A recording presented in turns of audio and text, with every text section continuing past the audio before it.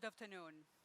I'm very pleased that we have an excellent opportunity today to have an interview with very energetic, dedicated, visionary young leaders who are in charge of specialized anti-corruption prevention bodies in their respective countries. Here we have today, let me introduce to the audience Mrs. Haykuhi Harutyunyan, who is the Chairwoman of the Corruption Prevention Commission in the Republic of Armenia, and Mr. Oleksandr Novikov, who is the head of National Anti-Corruption Prevention Agency in Ukraine. We will have a very interesting theme to discuss today: how to prevent political corruption and what are the tools that could be effectively used to that. And those are the tools that are directly relevant to the work that you do in everyday life and in everyday struggles that you have in terms of developing your agencies and deliver that effect to the people of Armenia and then to Ukraine that you represent. We'll start from the fundamentals, taking time constraints into account. I'll just head on right away into the questions. Haykuhi, if you would assess from your perspective why asset declarations matter, what makes them that potent tool, instrument that can actually curb political corruption and then deliver that effect to the public and live up to public expectations in this regard? First of all, let me to thank you for having me for this event and sharing the experience that Armenia has instituted very recently. And thanks for the nice introduction. So after the peaceful transformation of power in 2018, Armenia has decided to make the system of asset declarations as an effective instrument to prevent corruption in the country. And in late November of 2019, the new government has established a completely new institution, Corruption Prevention Commission for the country, and then empowered the institution to prevent systemic corruption in the country. The key for corruption was the power given to execute the system of asset declarations. And at this moment, I believe that Armenia has one of the highly effective systems of asset declarations that can be shared with other countries, aiming to make prevention of systemic corruption in their countries. So what we have? The power that the CPC has, obtaining information from the 13 state other agencies and databases about the public officials' assets, income, interest, and any ties with businesses, but also information from third parties. Our commission has the right to receive information also about the bank secrecy information of public officials, and with this composition has the chance to analyze the flow and wealth of public officials, determining whether there is any misconduct of public officials arising from the abuse of power, but also detecting the possible risks of corruption at individual but also at institutional level. So this instrument given us is a powerful tool also to establish integrity at the individual level, but at institutional level as well. So the current the current system sets the comprehensive information receiving from public officials. It covers the assets, as I mentioned, income, interest, but also business ties and communications of public information, public officials. What is important with the information is that allows also to discover whether the public official has obtained anything unlawfully, and anytime that that kind of signal is there, we have the power also to suspend and start the action against that public official. After these changes that the government has made, currently we have really the comprehensive scope of the public officials who are submitting declarations annually. So all high-level and senior officials at legislative, executive branches of the government, judges, prosecutors, civil servants are submitting declarations, and this number is currently 9,000 public officials. And to give you understanding, I should mention that also the system refers to the family members and those who are residing with public officials, and a total amount of declarations that the Commission receives annually 30,000. To give you understanding, I should mention that this is already 10% of the general population of Armenia. So with this kind of information coverage, but also the power that the CPC is given, we have already developed very effective methodology for analyzing the submitted asset declarations. And this methodology supports us to manage the entire process, but also pick up the declarations based on risk indicators and conduct the full audit of these kind of declarations. It discloses the information about any kind of flow and transaction that is happening through the financial means of the public official, and indicates whenever there is anything that is non-compliance with the data provided before, with data that we had about a particular public official, family member, etc.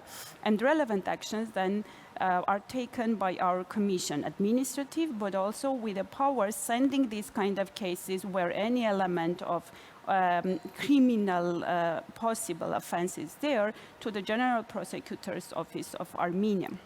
So that's why I believe that the current system will give us chance really to prevent occurrence of the systemic corruption in the country. Before I switch to Oleksandr with the question, with one sentence, would you say that already for the time being that this change came in, public's interest has risen to what you have in the data for public officials, and then how important it is to have public engaged in this process so that the interest is there? I should have mentioned that also all the information, almost all the information that Commission receives through the declarations are public. So only a small number of areas are not public, kind of protecting the data privacy data for public officials. And this also makes this instrument very much powerful, because based on the information that public can follow, we are receiving number of applications from the investigative journalists, from the applicants, who know that the neighbor public official has an asset that has not been declared, but also the lifestyle that he is having is not in compliance with the income that he is having or the family is having. So this is also part of our kind of achievement, extending the scope of the information which is public and using also society for this very important task for us. Very, very well. Oleksandr, hello, from transatlantic dimension. First, the question to you. In Ukraine, when the electronic asset declaration system came in, it sent the shock waves to the society when the first information came in terms of the scale of wealth of so many public officials at the time. Years have passed, the system is at place, and then it is the task of your organization, agency, to ensure that it's not only is well functioning, but then it has this powerful tool of verification embedded into it.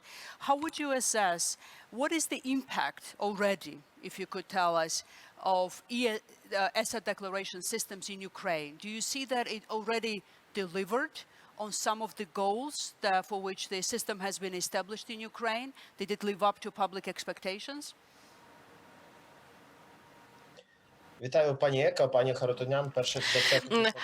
Hello, and I want to thank the Anti-Corruption Action Center for organizing this event. I wish I could be present in person, but I am currently in the US. And I should say that the asset declaration system has proven effective. Over 5,000 proceedings have been registered based on false information declarations. Just in past year alone, we found almost $500 million hryvnias of undeclared assets, and as of today, together with the Anti-Corruption Prosecutor's Office and the NABU, we have already filed for seizure of unexplained assets, those which are indicated in the declaration but not confirmed by proof of origin. And last year's decision of the Constitutional Court actually proves the effectiveness of the asset declaration register and the work done by the National Agency on Corruption Prevention and the NABU using those data. Oleksandr, I will follow up with a question. You mentioned that Constitutional Court's decision proves that you've been effective. Would you elaborate a bit more on that?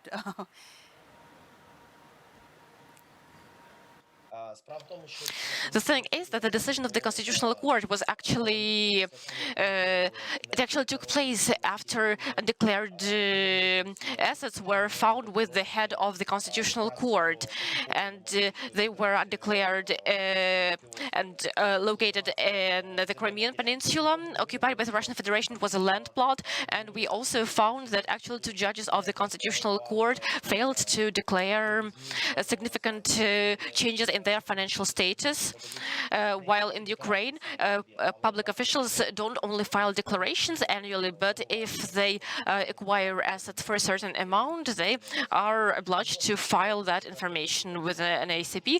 And another Constitutional Court judge was found to have failed to declare a vehicle. Haykuhi, would you assess that effect of having ESA declaration systems in Armenia now, that one of the elements of the effect of that is that the public officials are already aware of its existence, and they take into account that if they have unjustified wealth, it will be very hard to hide and then perhaps be non-accountable for that? Yes, of course. And I should mention also that for us as well, once the commission has been established, the focus was analyzing the asset declarations submitted by the members of the Supreme Justice Council of the Republic of Armenia, but also members of the Constitutional Court. So around 250 asset declarations have been analyzed by our commission, and the relevant actions have been taken, sending even the cases to the General Prosecutor's Office of the Republic of Armenia. This has proved that, number one, for me at least, that now public officials are taking the system and declaration or the reporting about their income, assets, and interests through the declaration system very seriously. It proves also that now the country demonstrated that political will, fighting against impunity, but also creating environment which is very much sensitive for corruption, aiming to prevent the reoccurrence of such happenings that we had before the happenings in 2018.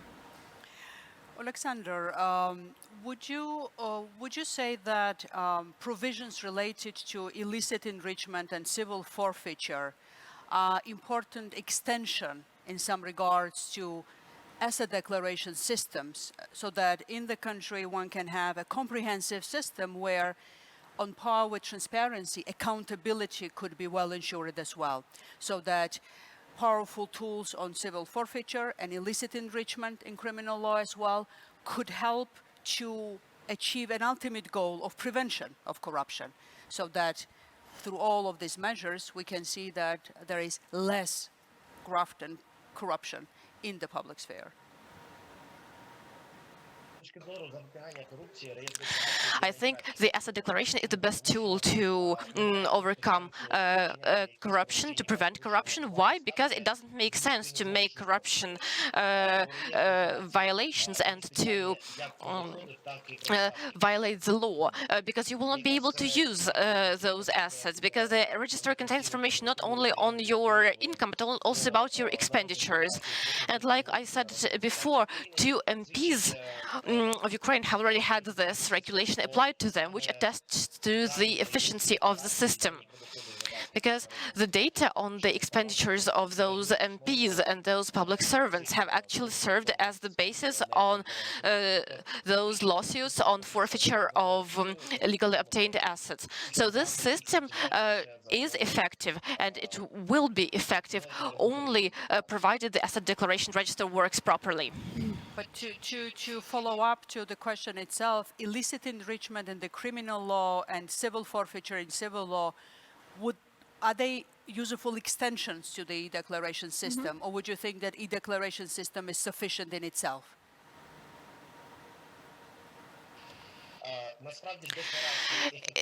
Declarations are effective independently, but we do understand that in order for the entire mechanism to work properly, we need to have the obligation to declare, but also liability for violation of those provisions. And of course, if we do not have liability and punishment for false declaration, liability which would involve civil forfeiture, the declaration itself cannot be as effective as it could be, obviously. Haykuhi, I'll revert back to you with the same question as well on liability, which is an important component to ensure that the crime does not pay off if it is committed and if it's a crime. But for the prevention as well, side of the equation, it's important to understand that there is this dissuasive factor because you would know that you will be liable for the action. How is the situation in Armenia? Do you have sufficient legal tools that could be equipping you with all tools that are needed for you to deliver on that? So another element of this preventive reform that the government presented was also introducing completely new law on illicit enrichment. So this is kind of gives the continuation whenever the preventive work is done.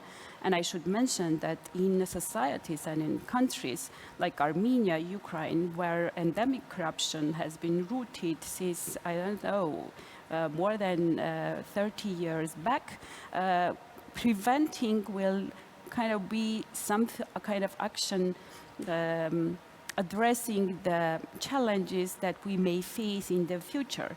But what is already there on the ground, we should demonstrate that enforcement in a way that public officials understand that the punishment will happen if the behavior continues in the same way. So that's the continuation how we introduce that anytime the system of asset declaration reveals that any kind of income or asset has been obtained illegally, it is not possible for public officials to confirm or somehow demonstrate that the legal grounds are there. So then the case will be transferred to the General Prosecutor's Office, and that grounds of illicit enrichment then become the part of the investigation, but also the consequences will apply, obtaining back that part of property or the part of the income that the public official had illegally. So this is the comprehensive and systemic approach for the cases where already kind of the grounds for illegality of the income has been established. And I believe that that gives us a chance to have really effective preventive work, but also fight against the corruption cases where there is already the element of criminal happenings. Very well. For accountability, verification and monitoring of immense data that both of your agencies accumulating and have access to through registries and open source information is extremely important. It is important that there is a way through which you can make sense of all this information, verify, and by that control asset declarations. Oleksandr, how important digitalization in your view is in this process so that there is a quality way of verifying information, analyzing information, and by that ensuring that all of this immense data that in the case of Ukraine you have over 1 million public employees is not wasted and there is good use made out of that?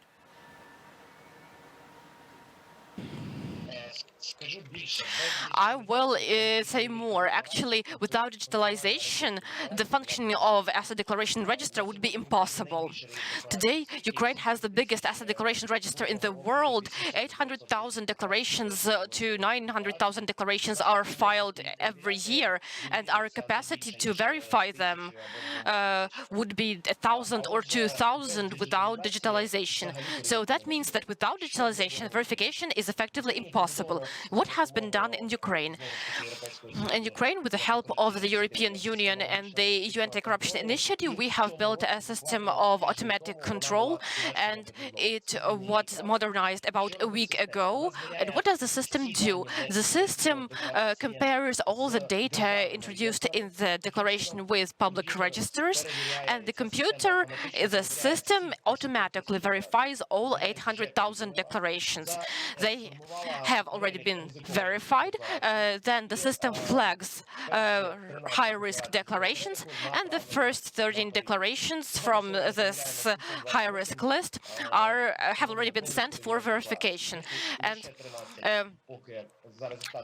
we basically work only with those declarations that have been flagged with the system. We are only starting because the system started working on the 1st of June, and we did need some time to carry out that comparison with registers. So we believe this digital verification is the most effective way because it completely eliminates any subjective factors. So today we have 3 lines of verification. The first one is the list of high-ranking officials. The second one is based on the statements from civil society organizations and the public. And the third one is based on the logical and technical oversight using the automatic verification. And we believe this automatic verification is the most efficient way. Haykuhi, how about Armenia in this case? What are your plans in the way of digitalization and providing open data to the public as well when it comes to declarations and then all the data that you accumulate?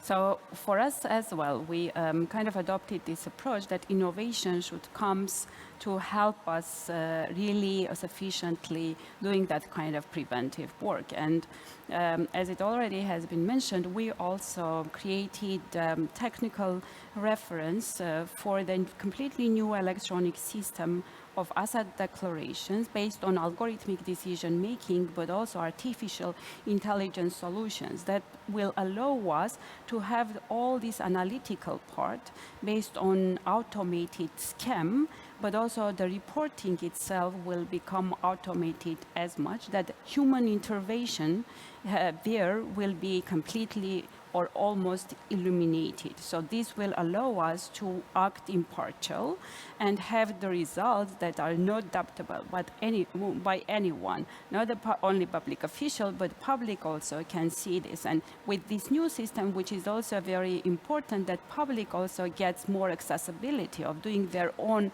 analyzing and confirming for themselves as well whether the work of the Commission has been sufficient enough to control corruption and detect misconduct. What we also aiming to do is just through this new system making this asset declarations user-friendly for public officials as well, because the current system is very difficult to use, we know, and it makes kind of very much complaint coming from the public officials that this is impossible to fill in, and the mistakes sometime may happen just not intentionally. So with this new system, it will be very much user-friendly. We aim to have even the mobile phone applications and other innovative approaches will allow us to have features that make the system itself is interesting, not only for ourselves who will do this analytical part, but also for public officials and for the members of the society.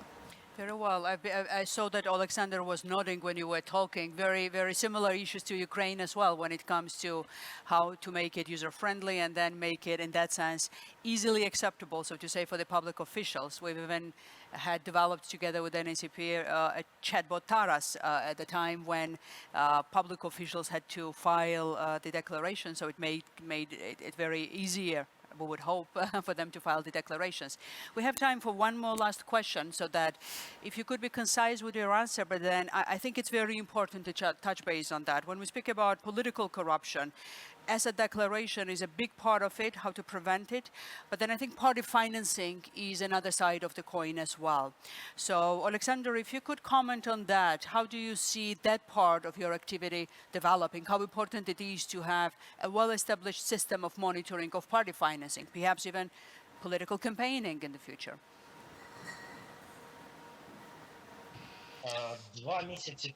2 months ago, actually less than that, we launched a new product, which is an electronic register of political party funding, which was formed based on the same principle as the asset declaration register. The political parties will be filing all information about their property, revenue, expenditures in the electronic form. All this information will be automatically registered by the public and available to the public apart from the personal information, which means that not only the NACP or a public council, but any NGO or any citizen of Ukraine will be able to prevent corruption by verifying information from that register.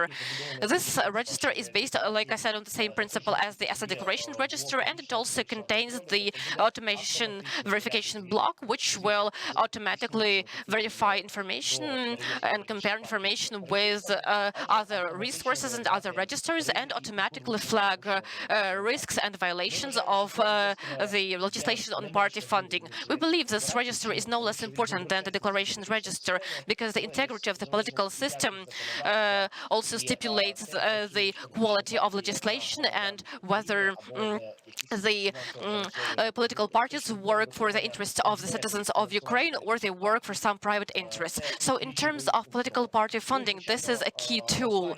And of course, the most important thing is to ensure the termination of impunity.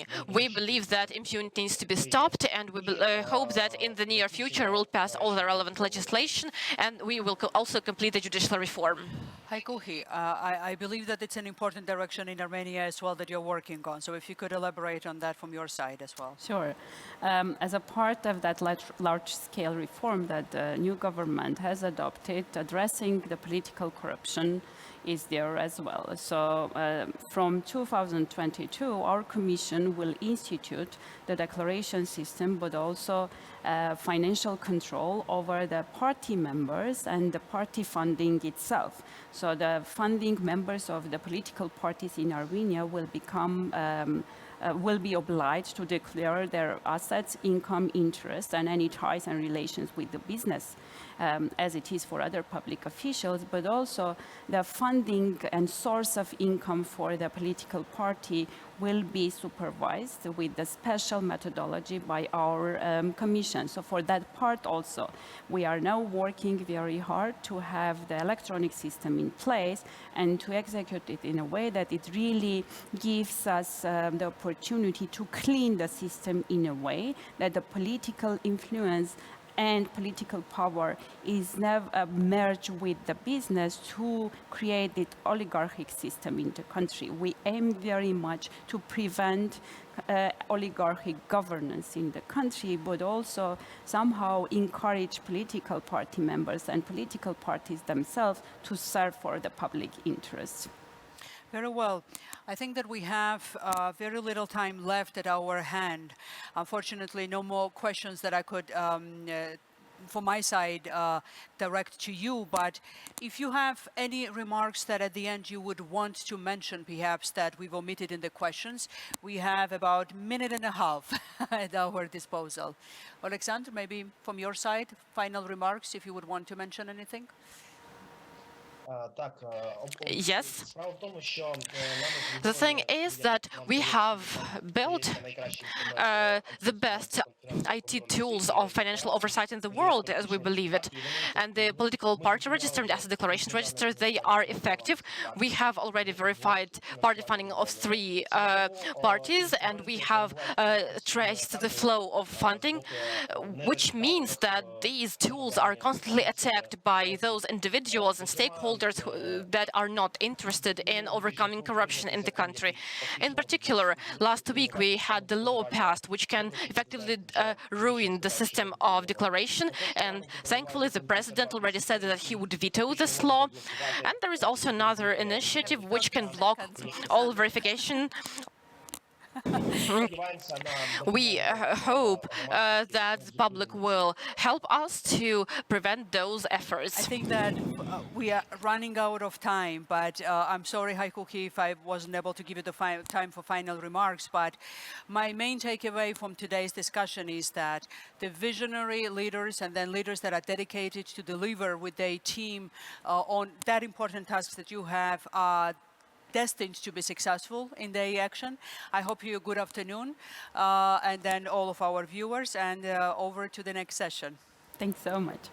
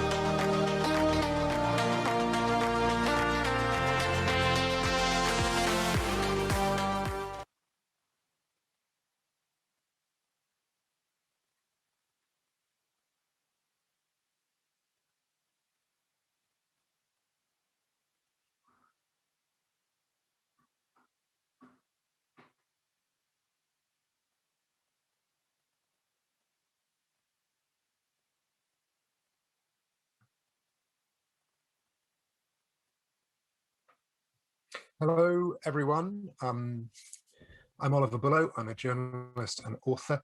I write a lot about corruption, and I'm really pleased to have the chance to moderate this discussion on civil society and law enforcement tackling trans-border corruption together. I'm just sorry that I can't be there in Kiev in person, perhaps.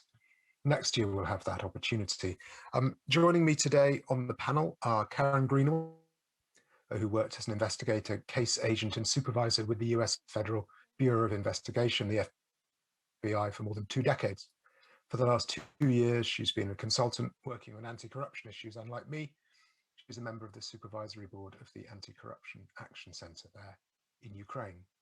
Drew Sullivan is a journalist who co-founded the Organized Crime and Corruption Reporting Center in 2007. Under his leadership, it has won numerous awards, including a share of a Pulitzer Prize for its work on the Panama Papers 4 years ago. The fact you're attending this conference means you realize how serious the problem of corruption is and how it is spreading to new places all of the time. Hundreds of billions of dollars are sucked out of countries that desperately need them to the benefit of a small group of men, and they almost always are men.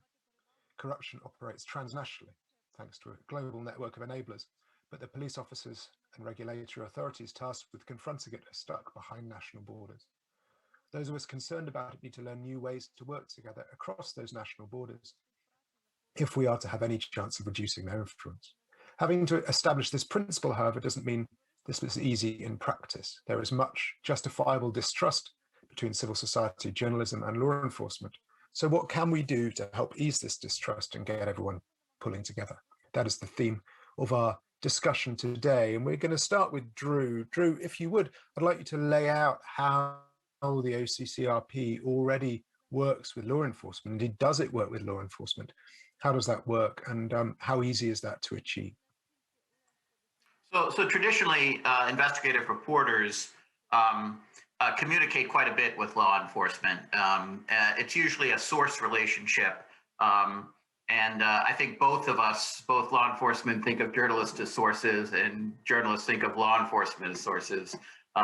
And so there's a lot of traditional communication that goes along that way. Now, historically, investigative reporting, we do not cooperate or work with law enforcement in any way. And the fundamental reason is that, as journalists, we're also talking to organized crime and a lot of bad people. And if they know that we're cooperating with law enforcement, they're not going to talk to us, and they're going to actually see us as an enemy or a problem. And so consequently, we have to keep fairly, disciplined about not cooperating with law enforcement. But the OCCRP is a bit of a unique approach in the sense that we do have what we call the Global Anti-Corruption Consortium with Transparency International. So we do work with civil society organizations. There's a lot of capacity for investigation in civil society organizations. And those organizations do work with law enforcement. So indirectly, there is communication that does go on with law enforcement. And, we started this to streamline the process. In the old days, journalists did their investigation, and then civil society would follow on and say, that's important, we're going to do some activism on this. But they would have to almost recreate the investigation. And then law enforcement would say, we need to act on this. And then they would recreate the investigation a third time. And it was a really inefficient process. And I think, by sharing information through to the civil society organizations and them sharing information with law enforcement, you make the process more efficient. So that's kind of how we work with law enforcement. I would say it's indirectly. Could you talk about an example of when that's happened and what kind of results that's achieved? Sure. For instance, we were doing some work in the Gambia, looking at the former president and his work there, and his thievery there, I should say. He was basically a typical African autocrat who was enriching himself at the expense of the people. It's a poor country. There's not a lot to enrich yourself with. But it was ending up in property in the United States and other places. And so we started an investigation on that and then passed that on to Transparency International, they actually provided some help in the Gambia for some of the investigation, and we worked with reporters down there. And then that information was all shared, and that was the basis for the Transparency International to take that and then work to basically get properties that were in the United States in Virginia seized on behalf of the people of Gambia. And actually, it was Karen who helped enable that to happen. So, is that the kind of result that you would count as an impact of your work? Is that the kind of thing when you would put that as a tick in the box of impact? I mean, I know how sort of donor-funded organizations tend to often try and garner impact reports. Does that count as impact?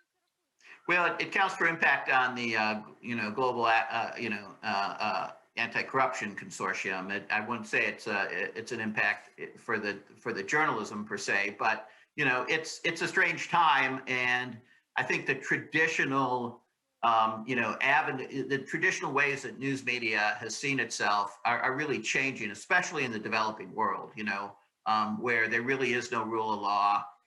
And you need to do things that are often outside of the political situation. Those types of activities are ones that are going on in other countries. I mean, our impact is not in the Gambia, it's in the United States. But ultimately it goes back and impacts the Gambia. So the idea is to look beyond borders and to look beyond the traditional ways of getting impact. And I think that in that sense, yeah, it is impact. It is impact to good journalism, and it is good impact to good civil society. Thanks. And Karen, could you talk a bit about the way that the FBI or other law enforcement officers would use journalism as a way of initiating investigations, and then also how you'd cooperate or work with or talk to journalists during the course of an investigation to try and make that easier for you? Yes, thank you, Oliver, for inviting me to come on the panel today, and thank the organizers. So traditionally, what I would tell journalists when I would talk to them about how the FBI uses their information, I would tell them that the FBI owes them a great debt, because I can tell you for a fact that there are a number of investigations that have been started in the United States over the course of many years that were started because of journalist reporting. In fact, one case, in particularly as it relates to corruption, in one case in particular that I'm familiar with, I was present when an agent was reading his morning newspaper and saw some reporting on the governor of a state, and just started asking questions like, wow, could this be true? Was this contract, improperly awarded? And it led to that governor actually being indicted, convicted, and going to jail for a number of years. And that was started directly from a journalist report.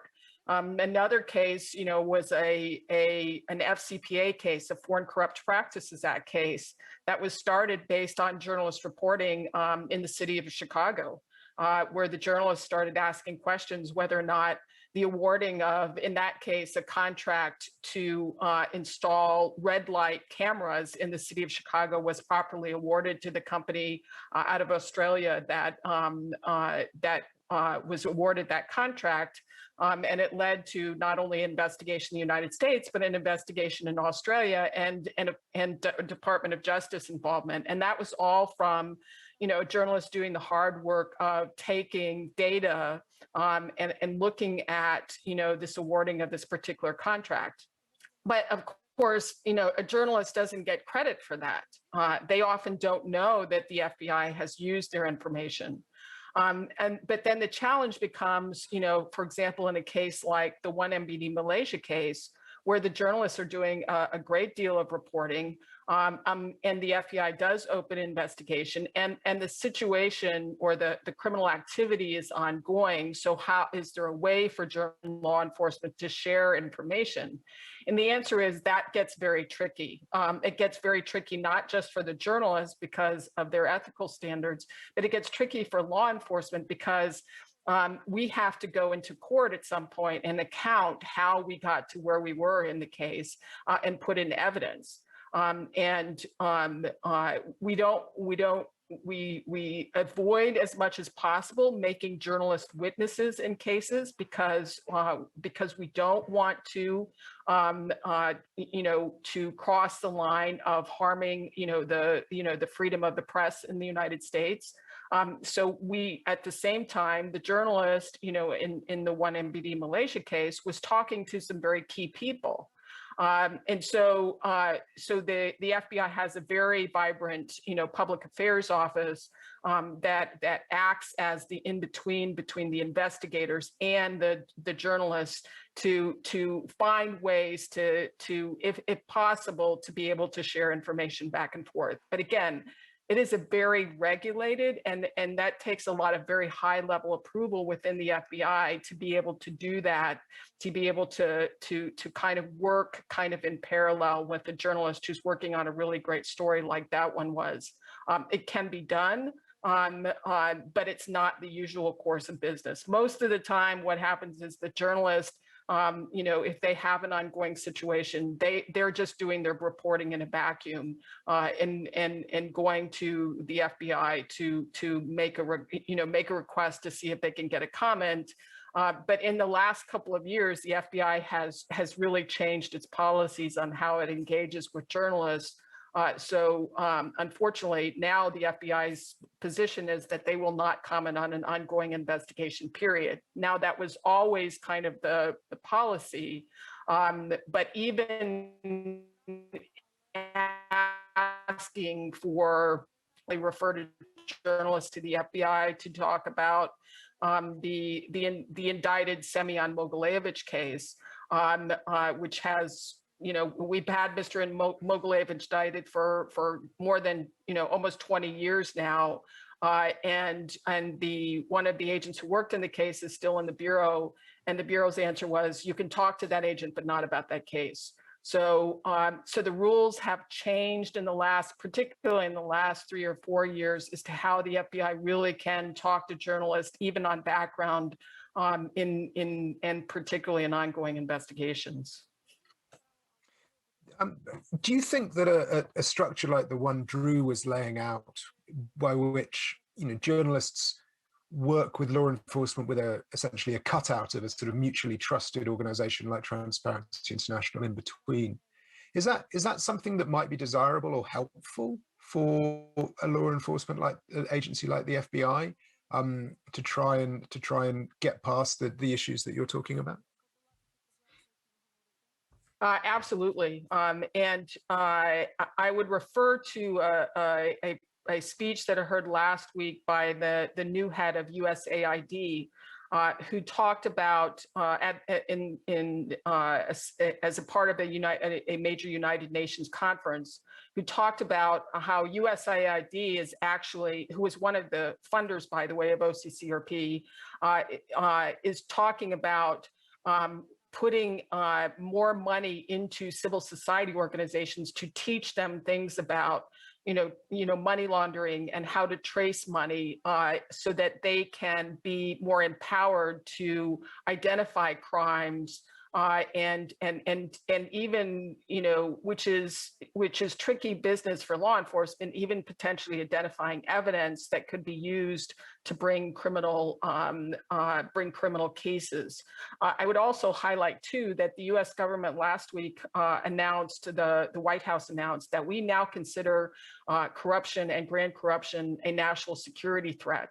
So you are going to see kind of a same massing of U.S. government resources into, particularly civil society, to help us really target corruption at the source. I would say almost to, or probably equal to, the level that we saw with terrorism, 10 years ago and 15 years ago. So I personally I'm very high on, on getting civil society involved.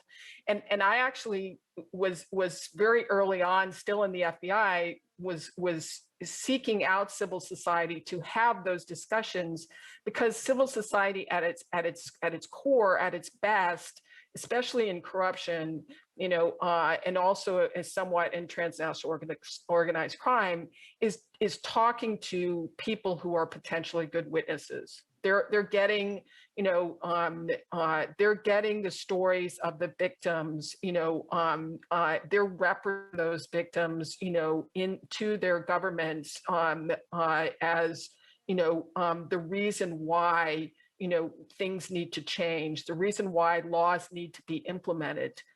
And so they are an incredibly important part of really finding the stories of the local person that makes doing criminal cases so important. Because as much as an investigator, as I love data doesn't make a case for me.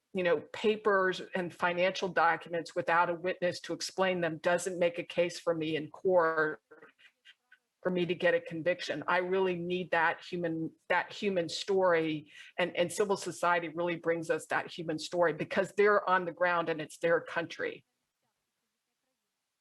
Now, obviously, everything we've been saying so far has been predicated on the assumption that both the journalists and the law enforcement agencies are operating in good faith. Sadly, we're not being joined today by any corrupt officials or dishonest journalists. None were available. But Drew, I mean, it is obviously not a trivial matter, the point that if you're going to operate in collaboration to some extent with law enforcement, we need to recognize that not all law enforcement agencies are on the side of the good guys here. How do you ensure yourself against, that kind of essentially almost being sucked into, collaborating with what would be, in many states, essentially a mafia organization just happening to be one wearing uniform? Yeah, well, I mean, this is what we deal with all the time. I mean, everybody who comes to us has an intention for why they're coming to us, and they all want us to do something and something to happen. And those intentions are seldom completely pure. And so consequently, regardless of where you're working, there are good law enforcement people everywhere. I mean, there are good agents at the FSB. There are good agents everywhere. And so, it's really a matter of building relationships with people over time to develop those kind of, people you can trust and you can work with, to greater extents. I mean, I think, law enforcement is a very difficult job, and, there's not enough law enforcement people in the world. It's so badly underfunded. It's ridiculous. As is journalism. And so consequently, you look for ways that you can efficiently get stories out, and those stories can have impact. And that really takes developing relationships that go far beyond, the typical type of, relationship you might have with somebody. So in the world, law enforcement is often forbidden to talk to us, but they do. And we've had law enforcement give us whole case files.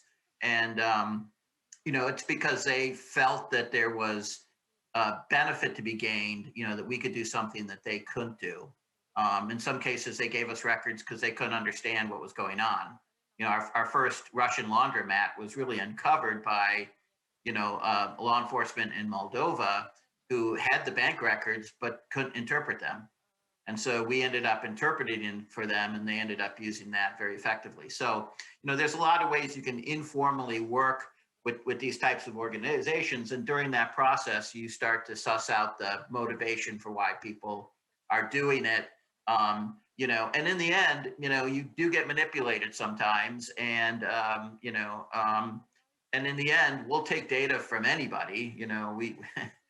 We've taken it from, organized crime and from some very nasty people, but it goes through our filter to make sure that it's, that there really is truly a story there, and that it's in the public interest to tell that story. So in the end, we really don't judge, and we just try to make sure that if we are being manipulated, that we are getting a story that the public needs to know, and that we mitigate any harm that's done. I mean, Karen, obviously for you, the same issue works in reverse. You know, you've said that the FBI is being more cautious in its dealings with journalists, which I'm sorry to hear. One thing I've always enjoyed about going to work in the States on a story is how open law enforcement agencies and others are to talking with journalists, which is certainly not the case in the UK, where there seems to be a general presumption that all journalists are scoundrels, which may in the UK not be an unreasonable assumption. Who knows? But I mean, I suppose in reverse, how do law enforcement agencies ensure themselves against the fact that the journalists they're dealing with are, you know, bona fide journalists? I mean, we can all name, you know, what organizations that look like news organizations but actually don't really function as them in anything but name. Well, that is tricky business because you're right. We have to balance, as I said, freedom of the press. But, you know, in some respects, we don't, you know, the press has as a category, you know, and as a job has expanded over the last several years. You know, you have, you know, news organizations that, you know, have come online that, you know, don't have, you know, the individuals who are reporting don't have the traditional journalist credentials, for example. And you have, you know, people who are putting out news, of course, that might just be on the internet. They have an internet channel and they're putting out news that way. And I personally have been the you know, the victim of a story that was written by somebody that I don't know if, you know, I don't know what their credentials as a journalist are, but they certainly had an audience to report information on me that was completely and utterly inaccurate. And there's no recourse I have to go back and undo that story. So, you know, the press office in the FBI gives you the opportunity to vet out, you know, who are truly legitimate journalists and who aren't. But when you go into the world like I have and many other FBI agents have, and you give a talk at a conference or something like that, you have to be cautious. You know, you have to be concerned that, you know, the person who comes up to you and says that they're a journalist and may have journalist credentials, you know, is legitimate journalist. And generally, though, the way I could always tell was by the questions they asked. You know, are they asking me questions that truly, you know, are confirmation, or are they trying to ask me questions that are trying to trap me in giving information that you know, goes to the storyline that's being spun by one side of the spectrum or the other?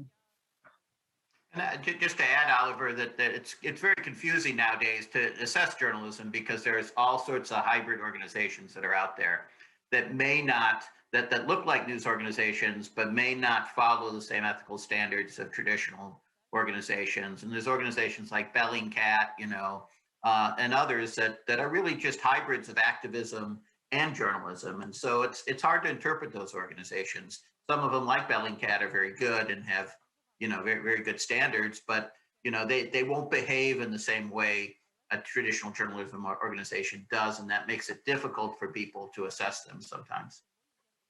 So, I mean, Karen, you're now in civil society, working with Anti-Corruption Action Centre and others. Has this given you a different perspective on cooperation between law enforcement and you know, outside actors? Has this made you think there should be more of it, or you know, I'm just wondering if it's changed how you view these issues? Yes, it's changed how I view these issues in a way that I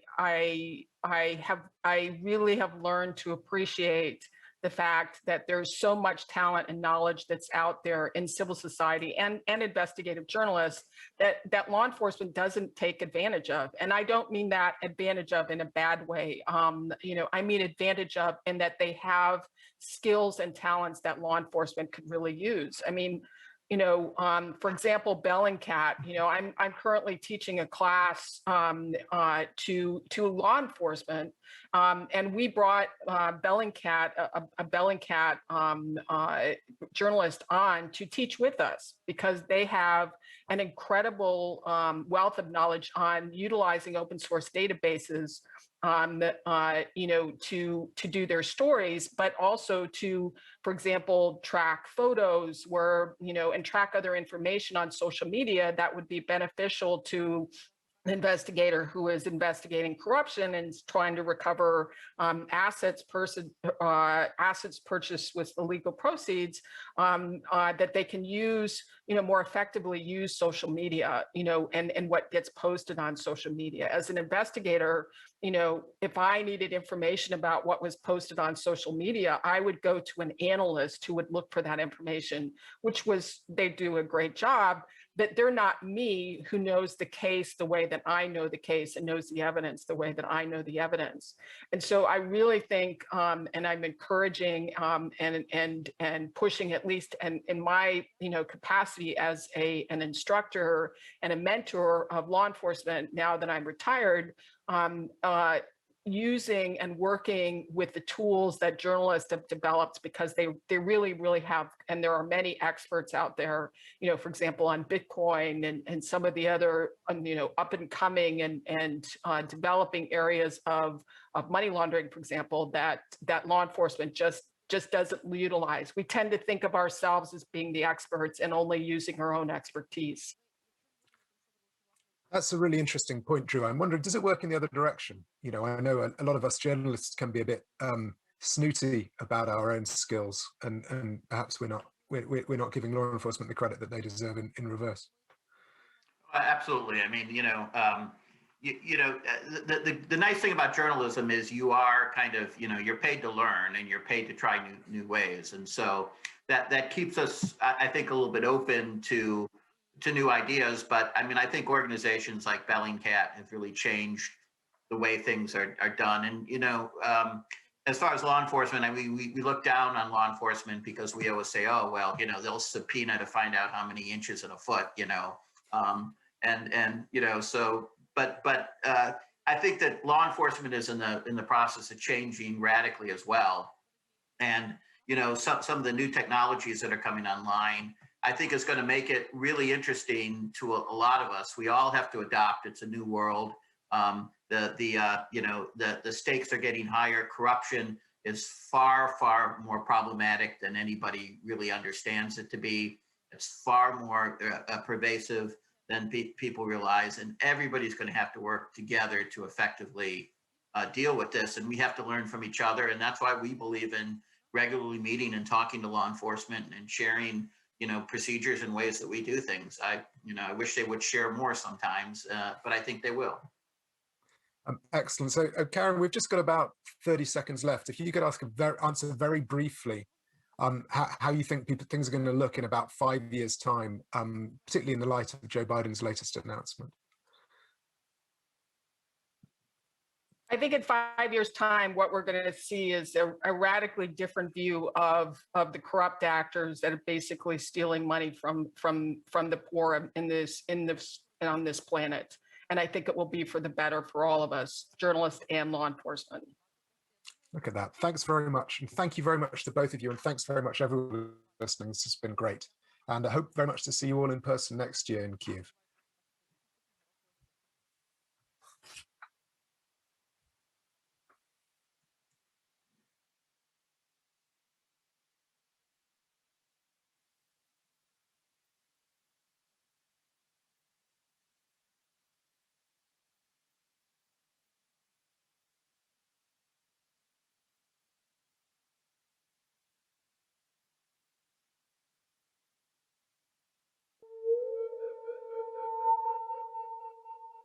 We co-founded Safe Dnipro and Safe EcoBot projects to make the air we breathe cleaner. And one of our goals is to link big political corruption to environmental problems. Raise awareness of Ukrainians so that they clearly understood that corruption kills us, literally. My goal is to ensure a future where civil society in Ukraine is an effective and safe stronghold that fights corruption and expedites reforms. I want to ensure that no more lives are lost among people who simply want to live in a better Ukraine. On researching how corruption in any part of the globe affects almost every one of us living on Earth. For example, when we investigated the cross-border smuggling mafia in Central Asia, we were amazed to find out that not only had they earned hundreds of millions of US dollars, but they had spent a significant chunk of their illegal income in countries like the US, the UK, Germany, and the United Arab Emirates. Maybe this is why renting an apartment is so insanely expensive in London nowadays. My personal goal in fighting corruption is to try and stop just one person from abusing their position and using it to harm the rest of us. If I can just stop one person from doing that, I think that that would count as a win. Obviously, it would be great if we could end corruption altogether. But, let's start small. And then, if we stop one person, two people, maybe, we'll turn around and realize that we've ended corruption altogether. But first of all, let's just stop one person. We strive to build a society in Equatorial Guinea, my home country, where people can live to the fullest of their capacity, of their potential, where people can live with human dignity. In 2017, we exposed the illegal voters management system at the presidential elections. There is a high probability that it was used to coordinate the vote buying. Because we knew that such a phenomenon exists, 3 years later, we and the civil society paid even more attention to vote buying at the parliament elections. As a result, so many cases were reported or filmed all around the country that it caused huge protests, and those elections were annulled by the Central Elections Commission. We've made a significant progress in the case of Katya Handzuk. A group that carried out the assault is already behind the bars. Another person who ordered the attack and the other who served as a middleman are in custody and on trial. Both were very influential in Kherson, and the one that ordered the attack was a tier regional politician. Probably he was the most influential in Kherson region. This is the first time in Ukraine that a person of such power is facing sentence for political murder. And this is not only an example of our fight, but also an example of our ability to win. This is the Tek Pridniprovska TES belonging to a major Ukrainian oligarch, Rinat Akhmetov. Recently, under the pressure of civil society, they built a new filter on one of its energy blocks, investing an unprecedented amount of $250 million Ukrainian hryvnias. I'd like to think I've exposed corruption, some pretty egregious scams in the UK and elsewhere. Have I stopped them? I'd be lying if I said I had. To be honest, it turns out that you can expose scams and no one does anything about them. But I think I've helped ordinary people to understand a bit more about what's really happening, what the world is really like. And that's something I'm proud of. The next step, obviously, would be for governments to do something about it. But, that's not happening just yet. There is a growing awareness.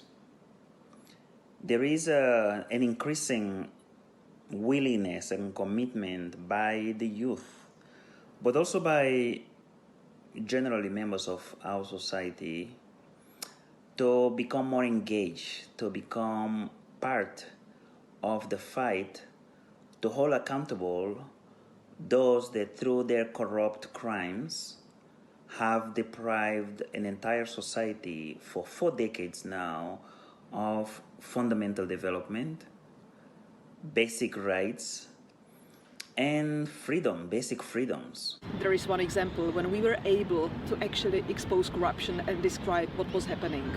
It's in Slovakia and the project we called Kočner's Library. Kočner, Marian Kočner, is a businessman of Slovak origin and the lead suspect in murder case of assassination of our colleague Jan Kuciak and his fiancée Martina Kušnírova. During the murder investigation, the police collected almost 70 terabytes of data, and we as a journalist, we got hold of this data, and it included a cell phone of the lead suspect, Marian Kočner. The cell phone contained encrypted communication between him and Slovak judges. This was the case when we were actually able to expose the corruption within the judiciary system in Slovakia, and probably the most detailed case I ever worked on that was dealing with corruption.